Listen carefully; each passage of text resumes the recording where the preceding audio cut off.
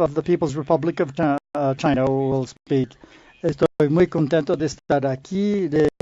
With many of you again at this APDF. I want to thank our Ecuadorian hosts for their warm welcome to this beautiful country. And I do mean warm. The weather back in Canada right now is about 45 degrees colder. One of our goals here in Quito is to help shape cooperation based on a vision for trade agreements, a vision that has at its core improving the well-being of people while promoting trade and development. The Asia-Pacific Parliamentary Forum is particularly well placed to discuss trade, and I will focus my brief comments today on agriculture and trade. All of us here come from jurisdictions with different parliamentary traditions, but there is one thing that we all share in common, and that is democracy. Trade, too, is inherently democratic. If it is free, fair, and science-based, trade benefits all participants. Trade drives economies, it creates jobs, and it fuels prosperity. In our Canadian experience, trade is extremely important. We are the world's 5th largest exporter and 6th largest importer of agriculture and food products. On a per capita basis, we are the world's largest trader of agriculture and food products. Overall, trade accounts for 1 in 5 jobs in Canada and generates 60% of our country's annual income. Our farmers depend on trade to sell up to 85% of their products, such as canola. In developing countries, too, trade is vital.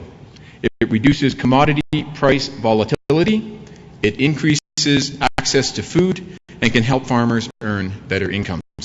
So you can see why Canada is so active on the global stage. The Asia-Pacific Parliamentary Forum is certainly a strong and positive forum to help advance an international trading regime that is open and science-based. As an example, the Canada-Chile Free Trade Agreement is a free trade success story in the Asia-Pacific region. Since its launch in 1997, the agreement has brought benefits to both countries. Two-way merchandise trade has more than tripled. Recently, Canada and South Korea concluded the landmark Canada-Korea Free Trade Agreement, Canada's first free trade agreement in the Asia-Pacific region since the Canada-Chile Agreement.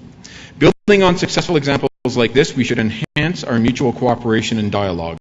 Countries must welcome and conduct trade missions so as to foster understanding of each other's agricultural production systems, markets, and regulatory environments. Cooperation in regulatory matters with the aim of breaking down trade barriers is essential. For example, bilateral discussions between Canada and China on sanitary issues has allowed the resumption of Canadian exports to China of canola and Canadian bone-in beef derived from animals less than 30 months of age to the benefit of both of our countries and our people. And that is why, like many of you around this table, Canada is actively engaged in bodies like the World Trade Organization and the Asia-Pacific Economic Cooperation, as well as regional agreements like the Trans-Pacific Partnership. There's no doubt that the Asia-Pacific region's importance on the world stage is increasing because of its dynamic trade and fast-growing economies. The TPP is a template of 21st century trade, comprising a free trade zone that could encompass a market of almost 800 million people and 40% of the world's GDP, almost $30 trillion. Despite the progress we have made in advancing, significant challenges remain.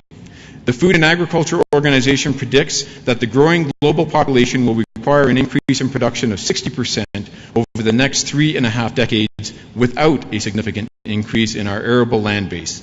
Canada believes that responding to this challenge will require trade that is open, predictable, and based on science to enable people to have access to the food they need, and innovation to significantly intensify food production.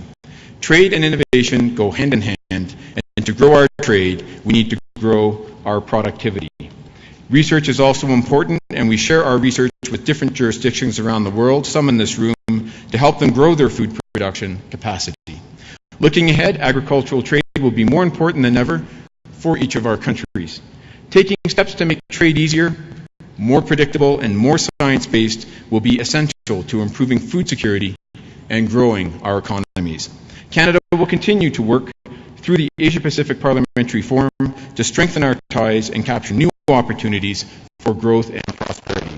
Once again, I'd like to thank our Ecuadorian hosts and each of you at this APPF meeting, and I am excited to host you in Vancouver for APPF 2016. Those of you that are able to come to Vancouver will fall in love with our beautiful country, Canada, and the warmth and hospitality of our people. Thank you so much for your attention.